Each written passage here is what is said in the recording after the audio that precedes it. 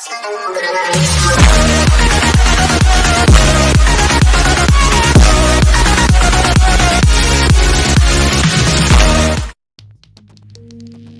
Spirit of Sweetwater by Hamlin GARLAND. Part 1. The Mystery of Mountains. As the sun sinks and the canyons deepening in color add mystery to silence, then the lone traveler lying outstretched beneath the silent pines on some high range watches and listens in ecstasy of fear and timorous admiration. In the roar of the stream, he catches the reminiscent echo of colossal cataracts. In the cry of the cliff bird, he thinks he hears the eagle scream or yowl of far-off mountain lion. In the fall of a loose rock, he fancies the menacing footfall of the grizzly bear. And in the black deeps of the lower canyon, his dreaming eyes detect once more prodigious lines of buffalo crawling snake-wise athwart the stream, or files of Indian warriors winding downward to the distant plain where campfires gleam like stars. Part 1. The Spirit of Sweetwater. Chapter 1. One spring day, a young man of good mental furnishing and very slender purse walked over the shoulder of Mount GARLAND and down the trail to Gold Creek. He walked because the stage fare seemed too high. 2 years and 4 months later, he was pointed out to strangers by the people of Sweetwater Springs.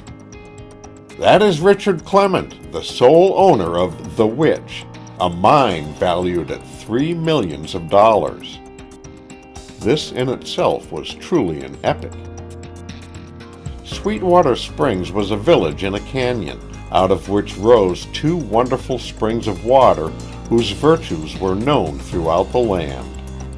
The village was wedged in the canyon, which ran to the mighty breast of GARLAND like a fold in a king's robe.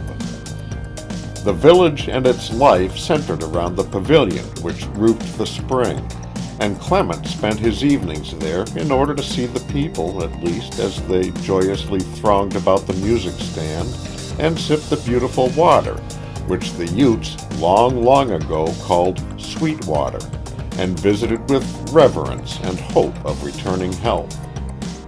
Since the coming of his great wealth, Clement had not allowed himself a day's vacation, and he had grown 10 years older in that time. There were ultimately signs of age in his hair and in the troubled lines of his face. He was a young man, but he looked a strong and stern and careworn man to those whose attention was called to him. He was a conscientious man, and the possession of great wealth was not without its gravities. For the first time, he felt it safe to leave his mine in other hands. He had a longing to mix with his kind once more, and in his heart was the secret hope that somewhere among the women of the Springs he might find a girl to take to wife. He arranged his vacation for July, not because it was ever hot at the creek, but because he knew the Springs swarmed at that time with girls from the States. It would have troubled him had anyone put these ideas into words and accused him of really seeking a bride. He was a self-unconscious man naturally, and he hardly realized yet how widely his name had gone as the possessor of millions.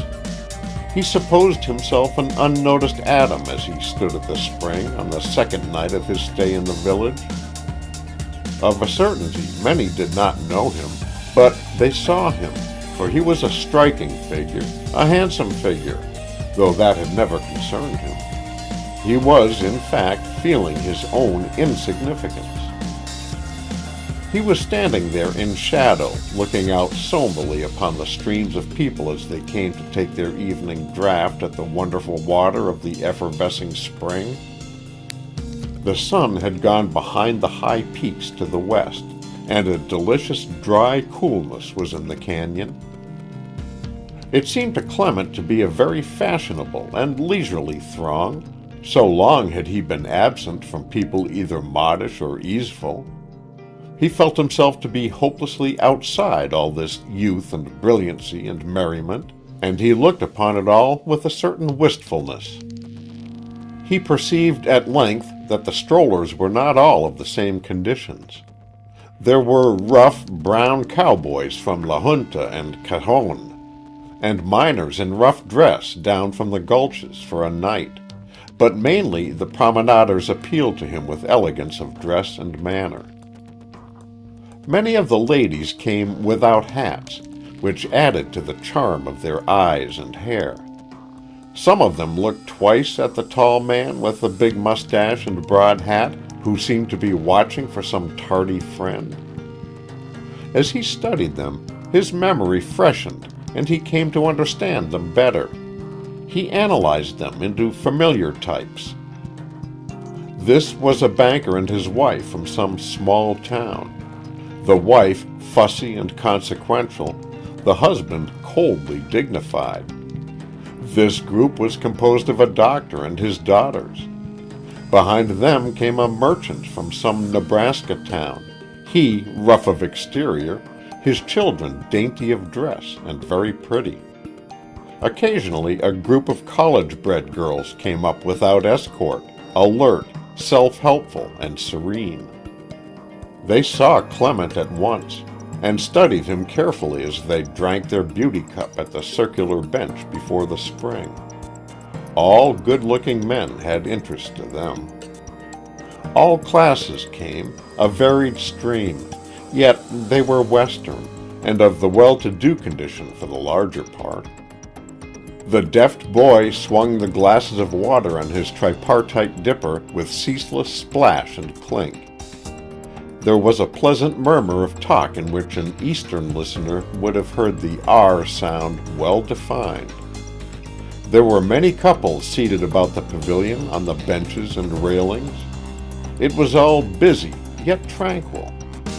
Each loiterer had fed, had taken his draught of healing water, and this was the hour of pleasant gossip and repose.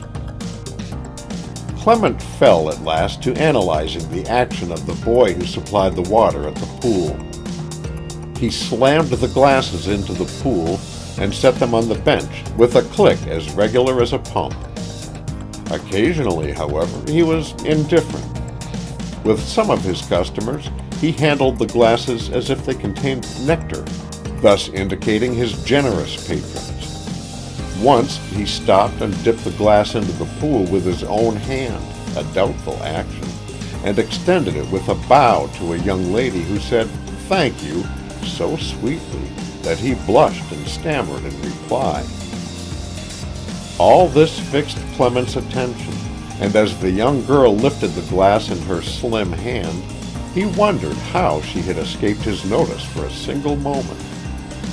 A woman at his side said sighfully, "There is that consumptive girl again. She hasn't long to stay." She was as pale, as fragile, and as lovely as the mountain columbine. Her face was thin, and her head shapely. But her eyes, they burned like rarest topaz, deep, dark, and sad. Clement shivered as he felt them fixed upon him, and yet he could not turn away as he should have done. He gazed at her with a sudden feeling which was not awe, nor compassion, nor love, but was all of these. He felt in his soul the subtlest sadness in all the world, the sadness of a strong man who looks upon a beautiful young girl who is dying. Extremest languor was in every movement. She was dressed in dark, soft garments, very simple and graceful in effect, and her bearing was that of one accustomed to willing service from others. Her smile was as sad as her eyes, which had in them the death shadow. Clement's action, the unwavering, self-forgetful intentness of his look, arrested her attention, and she returned his gaze for an instant, and then turned away and took the arm of an elderly gentleman who stood beside her. She moved slowly, as an invalid walks when for the first time she is permitted a short walk in the outdoor air, leaning heavily on her companion. The big miner roused himself and stood straight and tall, hesitating whether to follow or not. A sudden, singular pain in his heart, as if he were losing something very close to his life. He obeyed the impulse to follow, and moved down the path, just out of reach of observation, he fancied. As he made way through the crowd, he grew aware again of his heavy limbs, of his great height, of his swinging, useless hands.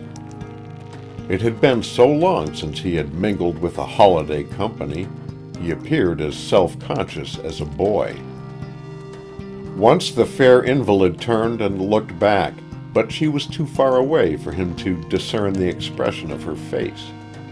He was not possessed of self-esteem enough to believe she had turned to look for him. He followed them in their slow pace till they turned in at the doorway of the principal hotel of the village. They entered at the ladies' door while he kept on to the main entrance and rotunda. There was no elevator in the house, and the invalid paused a moment before attempting the stairway. It was pitiful to see her effort to make light of it all to her companion, who was quite evidently her father. She smiled at him, even while she pressed one slim hand against her bosom. Clement longed to take her in his arms and carry her up the stairway. It seemed the thing most worth doing in all the world. But he could only lean against the desk and see them go slowly, stair by stair, out of sight. "Who are they?" he asked of the clerk, whom he detected also watching them with utmost the same breathless interest. "Chicago merchant, G.B. Ross. That's his daughter. She's pretty far gone. Consumption, I reckon. It looks tough to see a girl like that go off. You'd think now—" Clement did not remain to hear the clerk moralize further. He went immediately to his own hotel, paid his bill, and ordered his baggage sent to the other house. He wondered at himself for this overpowering interest in a sick girl, and at his plan to see her again. He reasoned that he would be able to see her at breakfast time, provided she came down to breakfast, and provided he hit upon the same hour of eating. He began to calculate upon the probable hour when she would come down. It was astounding how completely she occupied his thought already. He struck off up the canyon where no sound was, other than the roar of the wild little stream which seemed to lift its voice in wilder clamor as the night fell. Its presence helped him to think out his situation. He had grown self-analytical during his life in the camp, where he was alone so far as his finer feelings were concerned, and he had come to believe in many strange things which he said nothing about to any friend he had. He had come to believe in fate and also in intuition. A powerful impulse to do he counted higher than reason. That is to say, if he had a powerful impulse to run a shaft in a certain direction, he would so act, no matter if his reason declared dead against it.